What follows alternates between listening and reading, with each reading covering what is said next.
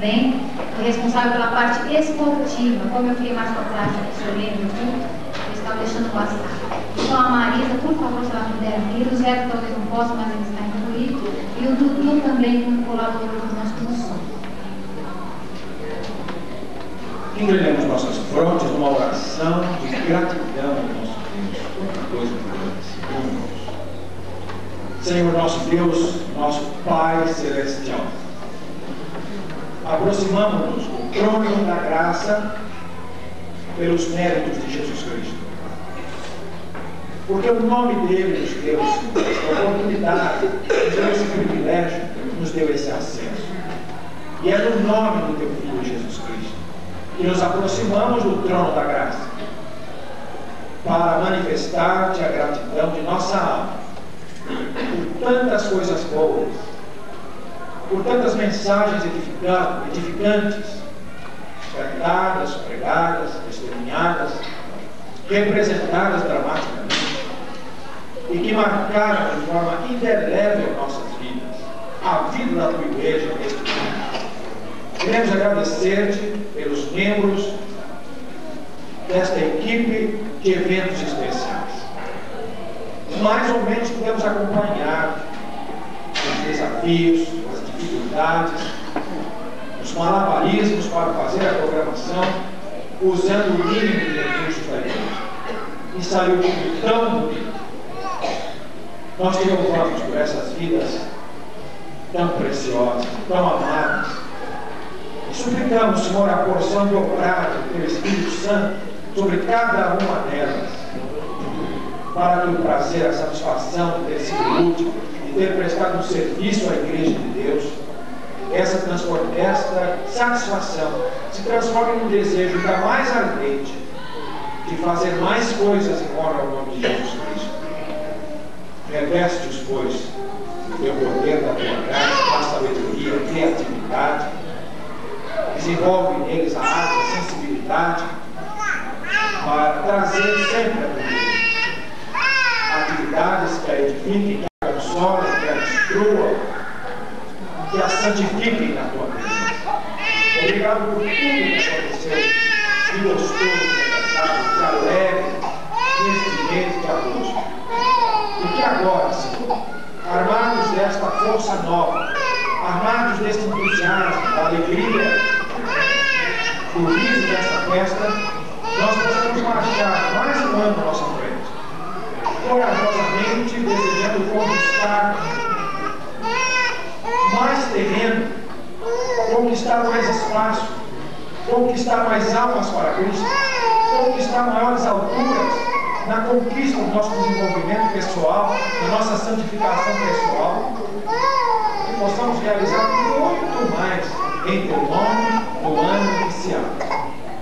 Sentimos que nossas forças foram retemperadas, que fomos energizados e estamos prontos para a batalha.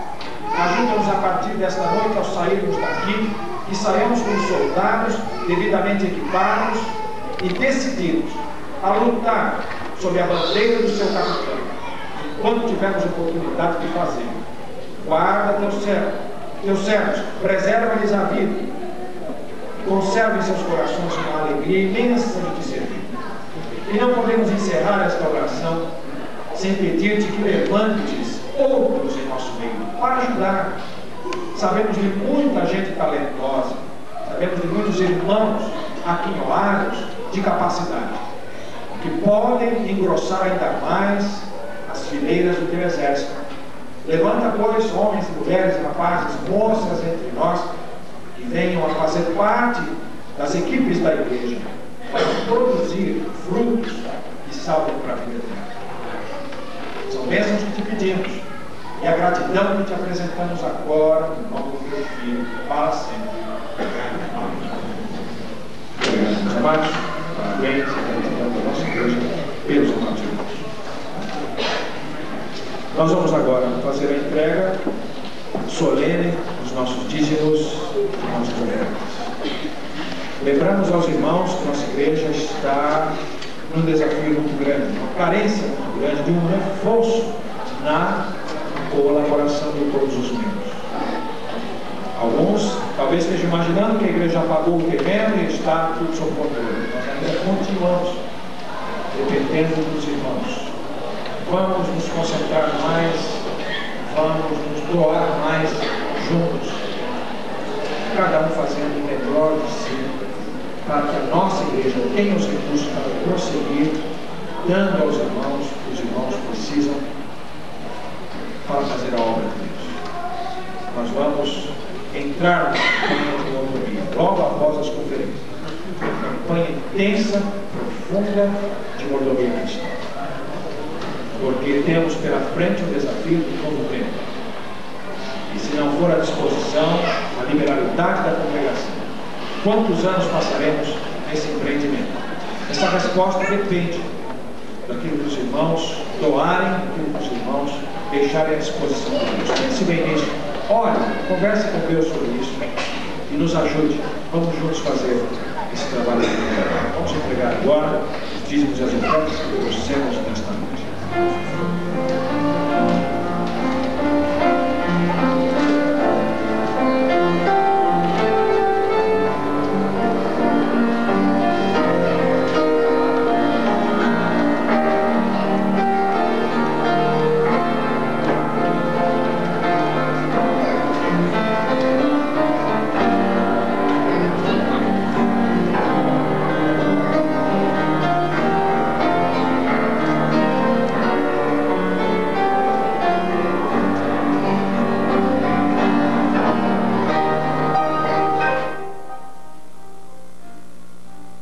Conosco. Então hoje vai ser completa. Graças a Deus.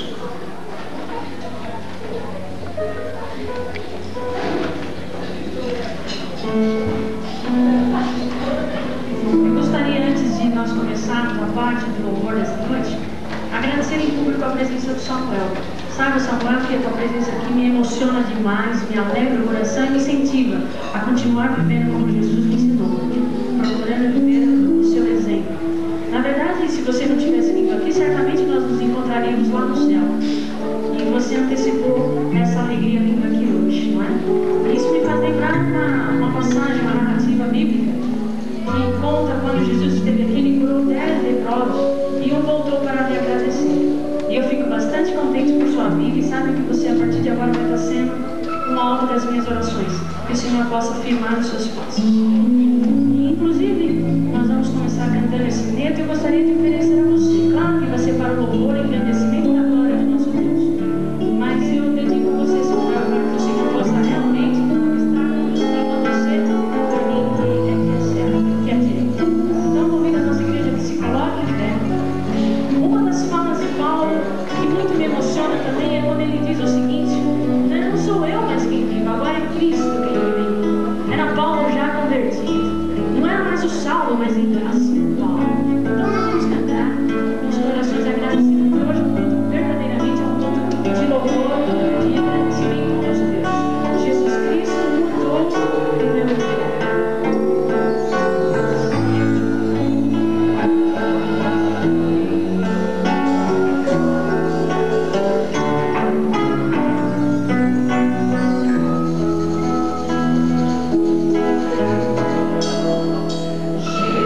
Jesus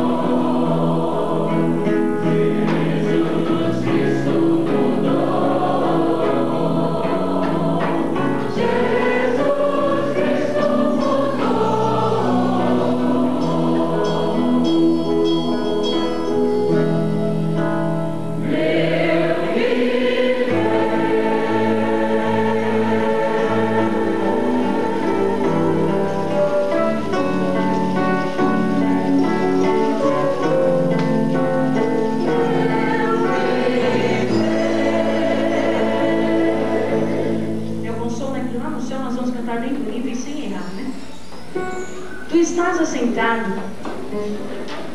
no trono. Deus não está tão distante assim quanto muitos imaginam, sentado lá no trono. Na verdade, Ele está bem pertinho daqueles que buscam. Buscar-me-eis e achareis quando me buscareis de coração, diz a Bíblia. Então nós vamos cantar esse momento também com bastante alegria.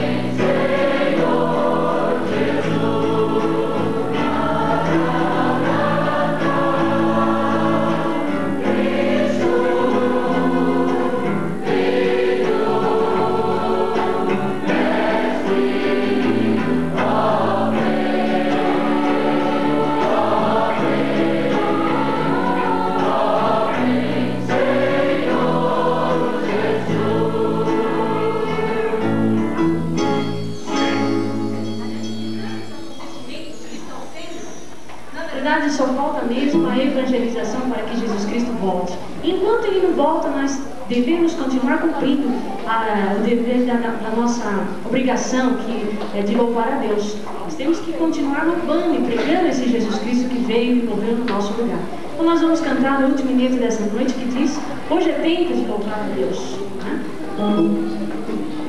Enquanto Ele não vem, nós devemos fazer a nossa parte de louvar a Deus.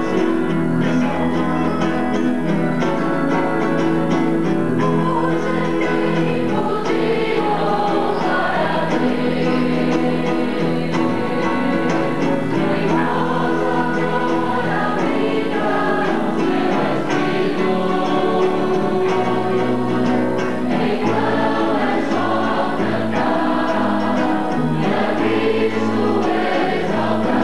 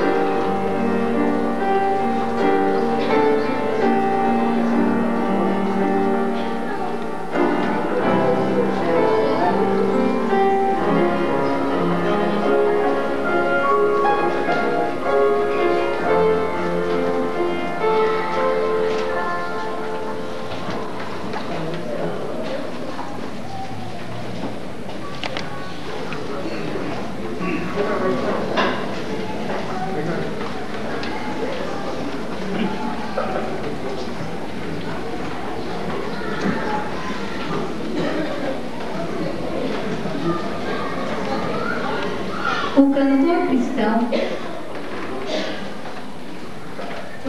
cristão é uma rica herança pertencente aos batistas brasileiros. O Inário, o segundo dos evangélicos brasileiros, o primeiro, Salmos e Hinos, foi publicado em 1861. Apareceu em 1891 e sua edição inicial continha somente 16 hinos. As edições se sucederam, sendo sempre acrescidas de hinos novos. Em 1921 saiu a 17ª edição do Inário, já com 571 hinos, dos quais 102 eram de autoria ou tradução de Ginsburg. 3 anos mais tarde, ou seja, em 1924, o Inário saiu pela primeira vez com a música, pois até então só continha as letras dos hinos. Desde que Salomão Luiz Ginsburg editou o Cantor Cristão em 1891, muitas outras pessoas ilustres têm prestado a sua colaboração. Várias comissões têm trabalhado no mesmo. Agora sai outra edição, a 36ª, é a edição em que estamos.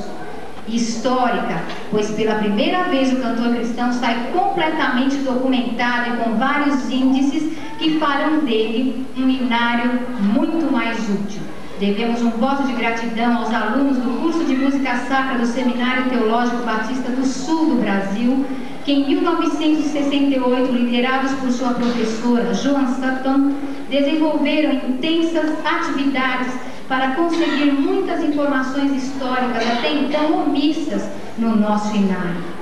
Também não podemos deixar de assinalar outras 3 pessoas que muito nos ajudaram no aprontamento desta edição. A professora Henriqueta Rosa Fernandes Braga, com quem passamos longas horas preparando o índice da métrica, e os jovens Antônio Azevedo Coutinho e Ivo Seites, funcionários do Departamento de Música, que têm trabalhado insistente e dedicadamente nas atividades de preparação desta nova edição. Que o Cantor Cristão seja útil para o engrandecimento do Evangelho nesta grande nação brasileira.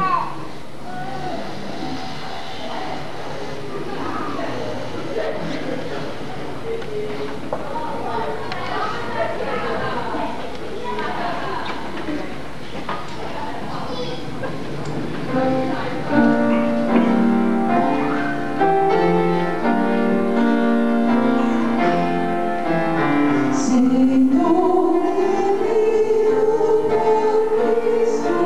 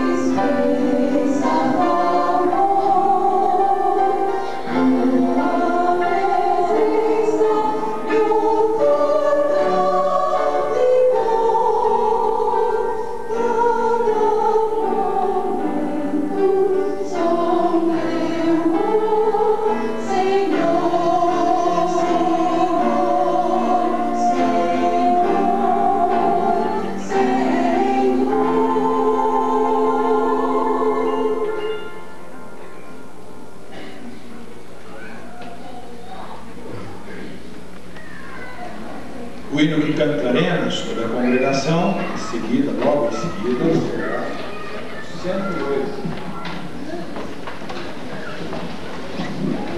Cuja história leremos agora. O silêncio o perturbou.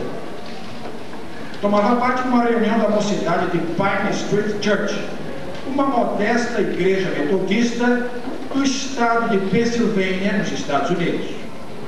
No início do programa daquela noite, foi feita a chamada. E cada pessoa, ao ouvir o seu nome, em vez de responder presente, atestava sua presença recitando um versículo da Bíblia. 98 jovens já haviam respondido, mas o número 99 não respondeu. A secretária chamou outra vez e o silêncio continuou. O professor James Milton Black levantou-se, pela terceira vez chamou aquele nome. Conhecia bem a menina, pois ele mesmo, algum tempo atrás, a havia convidado para frequentar a igreja. Pertencia a uma família muito pobre, cujo pai gastava tudo o que ganhava em bebidas. O fato da menina não ter respondido à chamada impressionou grandemente o professor James Black. Naquela noite, voltando para casa, ele pensou: e se ela nunca mais responder? O que acontecerá? Se ela morrer? Se Deus a chamar? Ao chegar em casa, mais uma vez formulou esta pergunta ao seu coração: se ela nunca mais responder, o que acontecerá? E sob a impressão desta dúvida, naquela mesma noite, ele escreveu: quando Cristo sua trombeta lá do céu mandar tocar, quando o dia muito glorioso a romper, e aos remidos desta terra meu Jesus se incorporar, e fizesse então chamada, lá estarei. O hino, chamada final, tem sido dos prediletos dos evangélicos deste século. Por muitos anos, seu autor não foi conhecido, mas agora sabe-se tratar-se do Dr. James Milton Black, que veio a falecer com 82 anos no dia 17 de dezembro de 1938. Seu hino tem sido de inspiração para muitos. Então vamos cantar este hino, porque o pior é que a menina realmente, ele soube mais tarde que a menina não estava presente na reunião porque estava gravemente enferma, vindo a falecer depois. Quando se quiser chamar, você estará lá? Vamos cantar este hino. 108, primeira e última estrofe.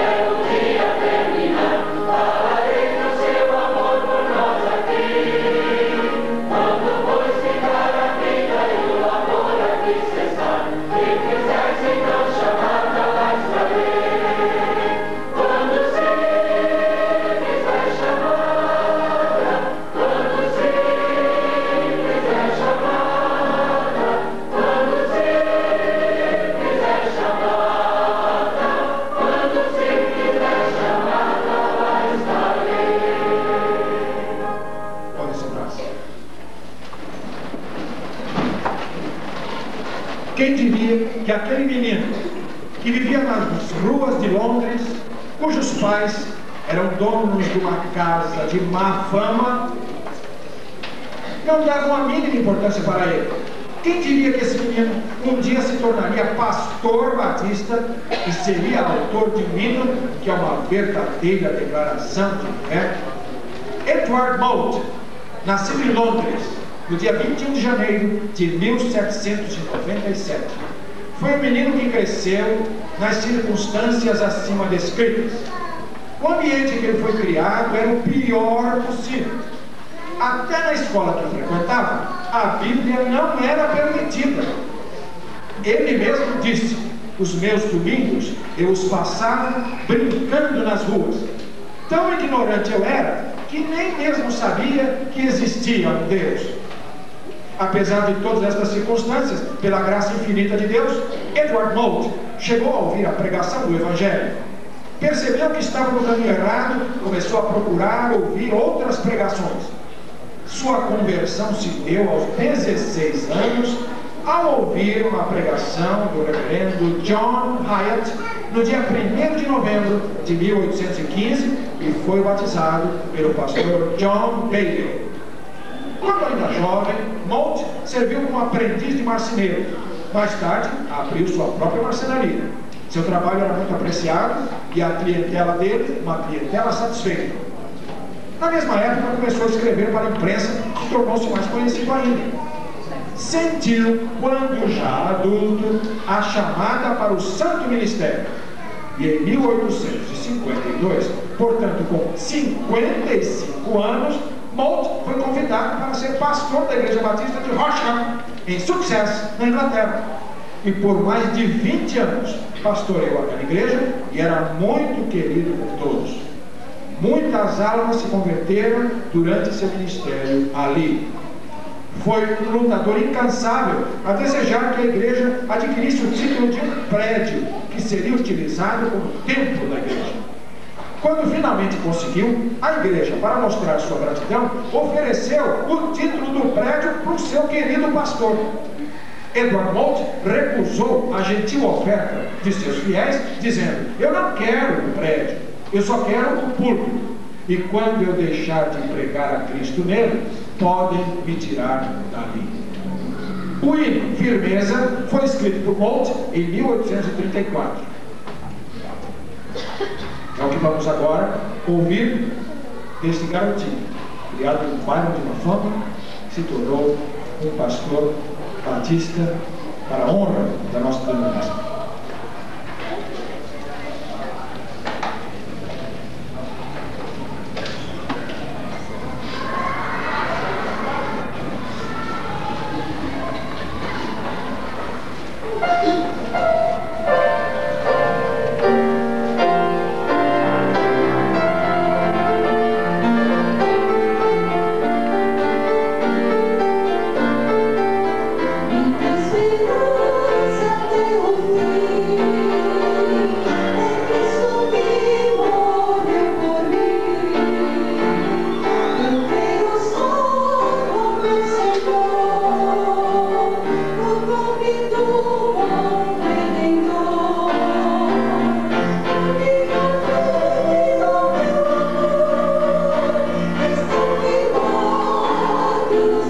Senhor.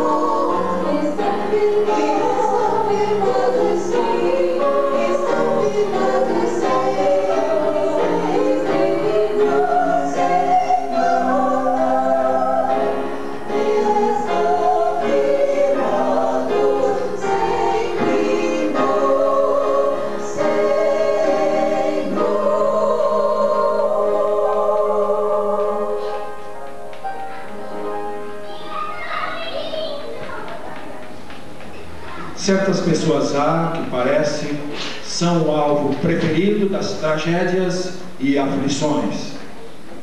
Muitas vezes as marcas de um crente fiel e leal estão na maneira como enfrenta essas adversidades.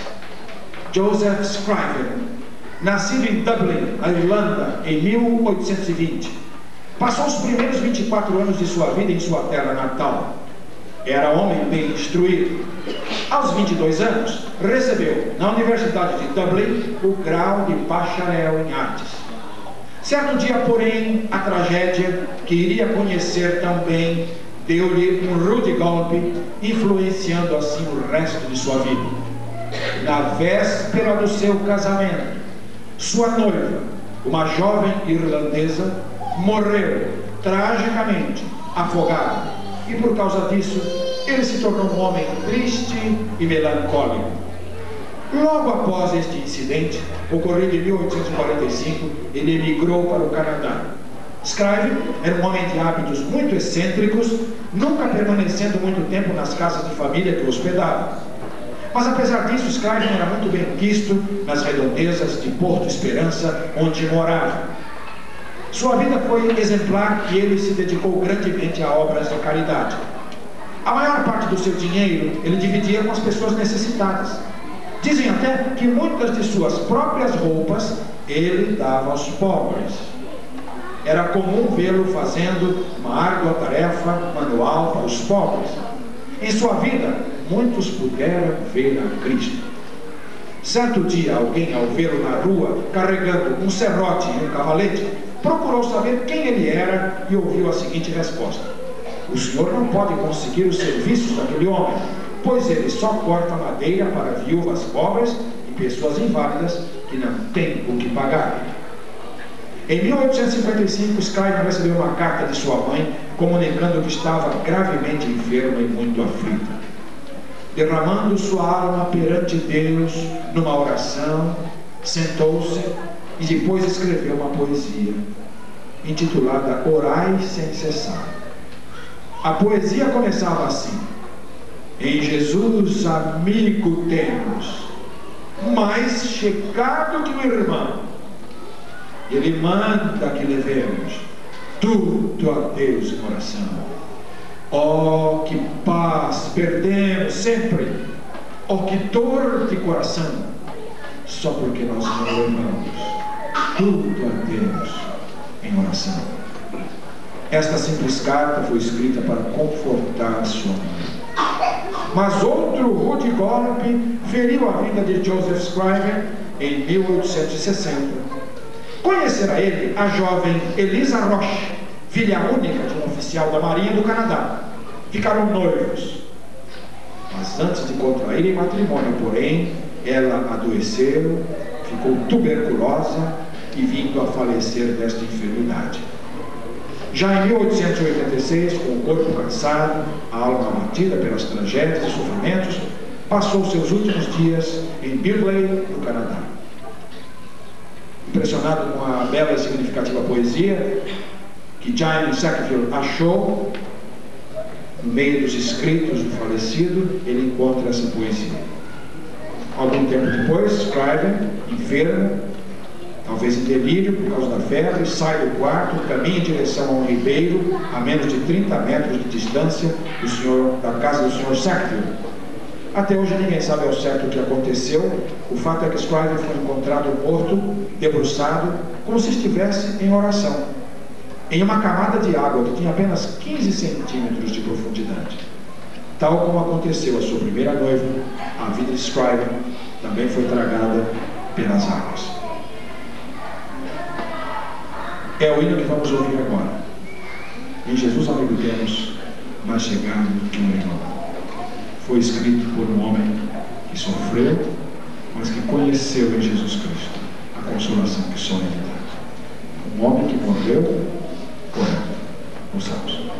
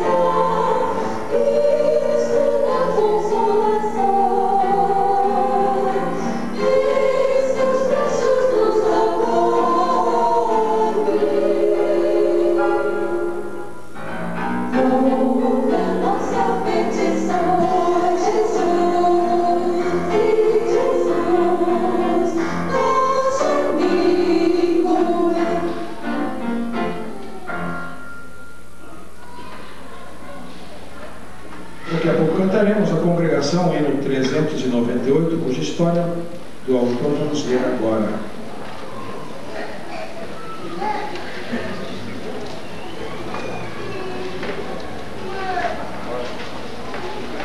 O homem lia com cuidado as várias poesias que tinha diante de si. Elas lhe foram enviadas por um amigo para que ele, sentindo a devida inspiração, escrevesse músicas para acompanhá-las. Uma das poesias logo chamou a sua atenção. Esta poesia tinha um apelo que orei com todo o fervor para que minha melodia pudesse transmitir sua mensagem de uma maneira digna. Hoje acho que podemos dizer que a música do compositor fez exatamente o que ele tão ardentemente desejou. A cena que acabo de descrever transcorreu em 1923 e o compositor era o reverendo William J. Runyon, metodista norte-americano. Runyon nasceu no dia 21 de janeiro de 1870 em Marion, Nova York. Quando tinha 14 anos, seu pai, que era pastor metodista, mudou-se para o estado de Kansas. O jovem William tinha uma queda muito acentuada para a música. Iniciou seus estudos de música quando tinha 5 anos e com 12 anos já servia como organista da igreja. Apesar de seu grande talento musical, Deus tinha outros planos para Runyon. Aos 21 anos, foi consagrado ao santo ministério e por 32 anos serviu como pastor e evangelista entre os metodistas do estado de Kansas. Por causa de um problema de surdez, Runyon deixou o pastorado em 1923 para assumir as responsabilidades da John Brown University, trabalhando também como redator da revista Christian Workers Magazine e como compilador de hinos. De 1931 a 1944, ele serviu no Instituto Bíblico Moody, em Chicago. Foi nesse instituto que o hino "Tu és fiel, Senhor" se tornou muito conhecido, tornando-se um dos prediletos dos alunos daquela instituição. Quando o Dr. Ralph Dunn, presidente da mesma instituição, faleceu, o hino foi entoado por todos os presentes ao culto fúnebre. O mesmo autor do hino "Tu és fiel, Senhor" é autor do hino 398, que está no cantor cristão. A congregação cantará em pé agora, a primeira e a última estrofes.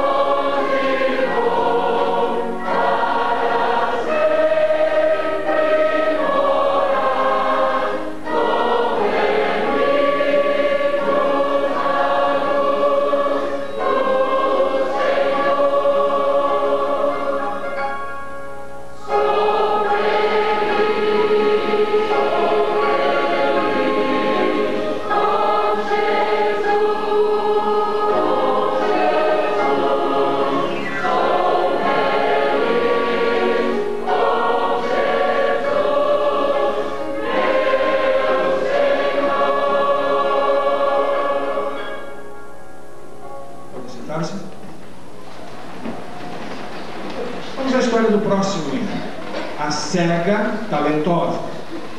A cena era de desespero. Maio de 1820, interior do estado de Nova York. A menina, que tinha apenas 6 semanas de nascida, ficara cega por causa de um engano médico que mandou que colocasse uma compressa quente de mostarda sobre os olhos dela, que estavam doendo. Isto resultou de uma cegueira completa para o resto da vida. Pouco depois dela ficar cega, seu pai faleceu. Os vizinhos, comovidos com a situação da família, arrecadaram algum dinheiro para que a menina fosse enviada a um médico especialista, que nada pôde ajudar, pois seu destino já estava selado. Para outra pessoa, isto poderia ter sido o fim, mas não para essa criatura. Uma poesia, por ela escrita aos 8 anos, mostra realmente a fibra desta cega talentosa.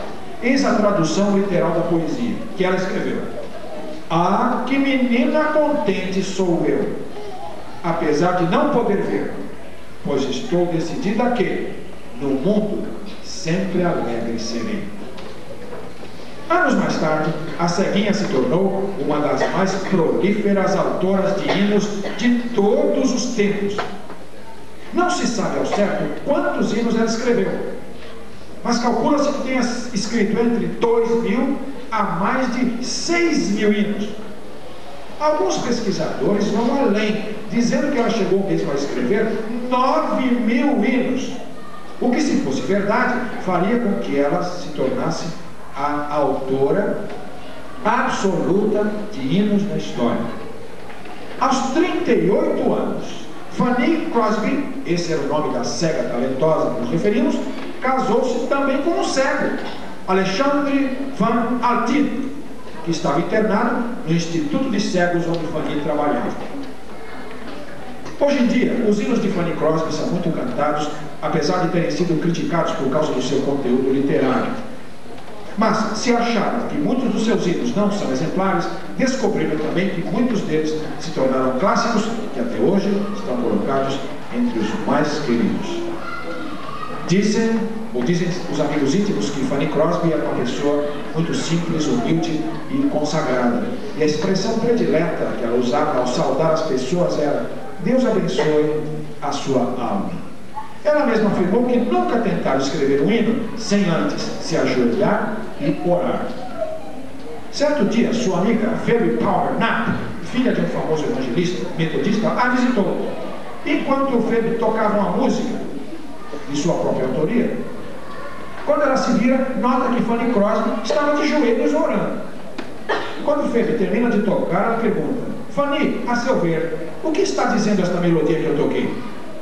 Fanny respondeu imediatamente: que segurança, som de Jesus. E assim nasceu o hino que hoje é cantado por milhões.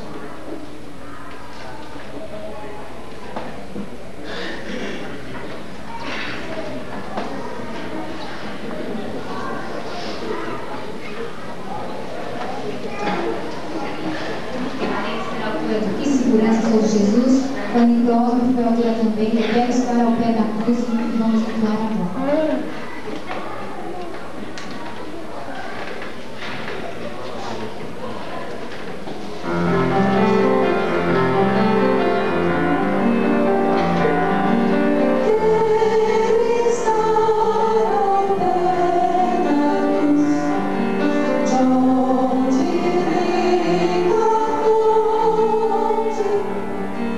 Glory from the sun.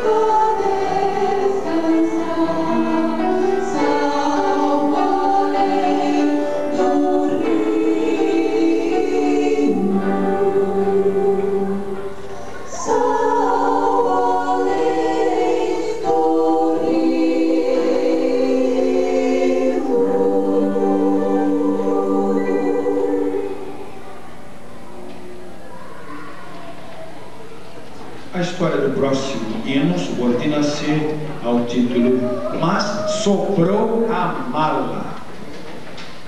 29 de dezembro de 1876. Numa noite gélida do inverno rigoroso do norte dos Estados Unidos, um trem atravessa o estado de Ohio a caminho de Chicago. Dentro dele, centenas de passageiros retornando aos seus lares depois de passar o Natal na região leste do país. Entre estes, encontrava-se o casal Philip P. Bliss. Haviam estado com os pais de Bliss, que moravam em Rome, Pensilvânia. Aproveitando a ansiedade dos avós em ficar com os netinhos, o casal deixara os filhos em Rome, prosseguindo a viagem com destino a Chicago, onde Bliss iria dirigir a música numa série de conferências proferidas pelo famoso evangelista Daniel Webster Whittle. Esta seria a 25ª conferência de uma série que Whittle e Bliss iniciaram em março de 1874 e foram realizadas em 10 estados diferentes. Tudo ia muito bem, quando ao aproximar-se da cidade de Ashtabula, no Ohio, repentinamente desmoronou-se a ponte sobre a qual o trem passava lentamente, lançando para o abismo a locomotiva e os 7 vagões repletos de passageiros. Em segundo, aquilo que fora antes um trem dominado pela alegria contagiante do Natal, transformava-se num inferno de fogo. Bliss sobreviveu à queda e poderia ter escapado se não tivesse voltado para tentar salvar a esposa que ficara presa nas ferragens do vagão. Bliss lutou desesperadamente para libertar sua mulher, mas tudo foi em vão. E assim o casal Bliss, juntamente com quase uma centena de passageiros, morreu naquele trágico desastre ferroviário. Equipes de salvamento logo cercaram o local. Poucos passageiros sobreviveram, mas dentre os destroços do malfadado trem foram retirados alguns pertences dos passageiros. E entre estes restos achava-se uma mala de P.P. Bliss. Philip e sua esposa morreram, mas soprou a mala. Naquela ocasião morreu o poeta, porém o seu espírito viverá através dos hinos que escreveu, alguns dos quais até então desconhecidos, que foram encontrados dentro daquela mala.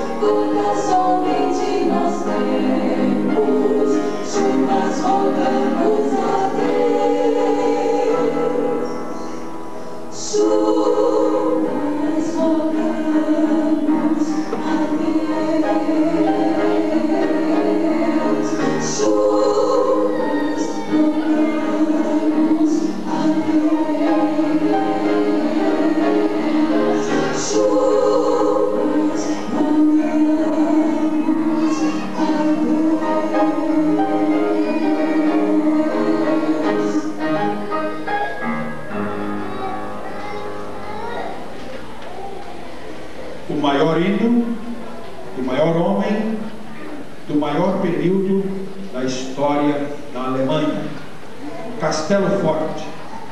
Foram estas as palavras de James Bonfá quando se referiu ao hino, que em outras palavras foi descrito pelo famoso poeta germânico Heinrich Heine.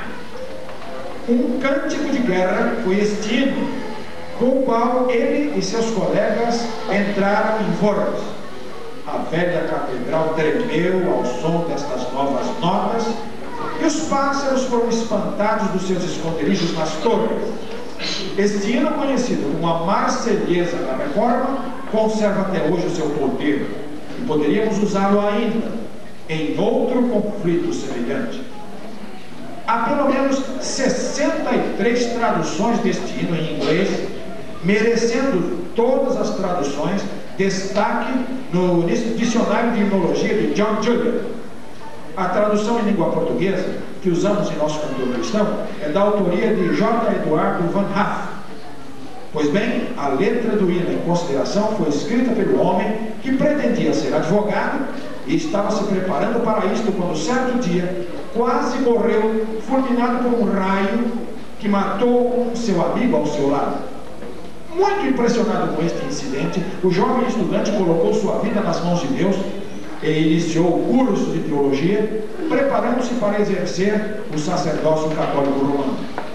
Aos 21 anos foi ordenado sacerdote e no ano seguinte, em 1508, quando contava apenas 25 anos de idade, foi nomeado professor de teologia na Universidade de Wittenberg. Tornou-se logo evidente que aquele jovem sacerdote era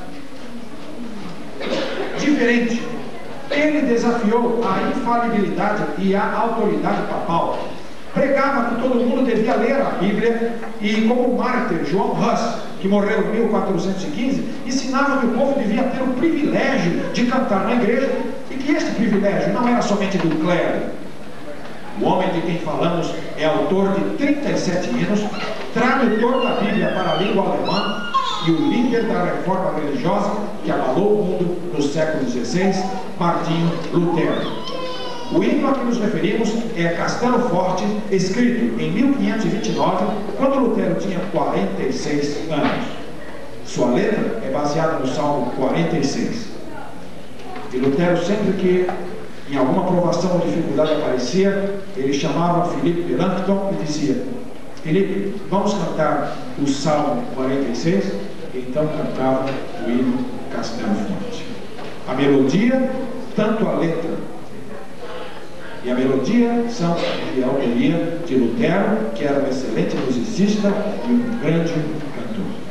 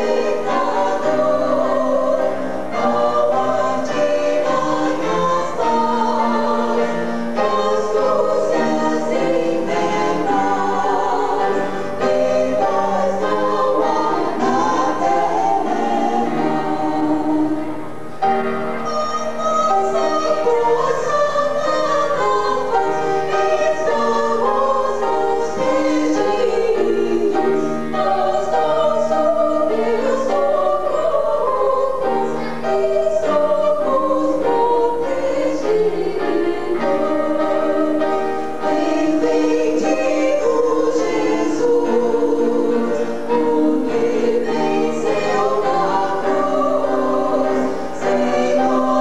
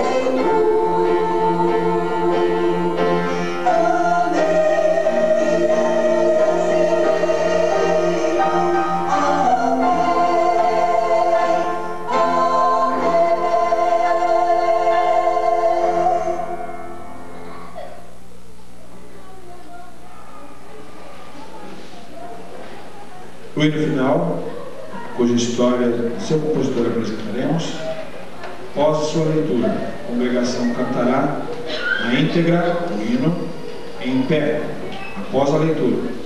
Depois que a congregação cantar o hino todinho em pé, nós nos sentaremos para ouvi-lo ao piano, enquanto faremos um convite, faremos uma chamada. Quem sabe algum coração nesta noite se comova e se renda ao Jesus Cristo que inspirou todos esses hinos. O compositor milionário Will Lamartine Thompson, natural de Liverpool, leste do estado de Ohio, América do Norte, onde nasceu a 7 de novembro de 1847.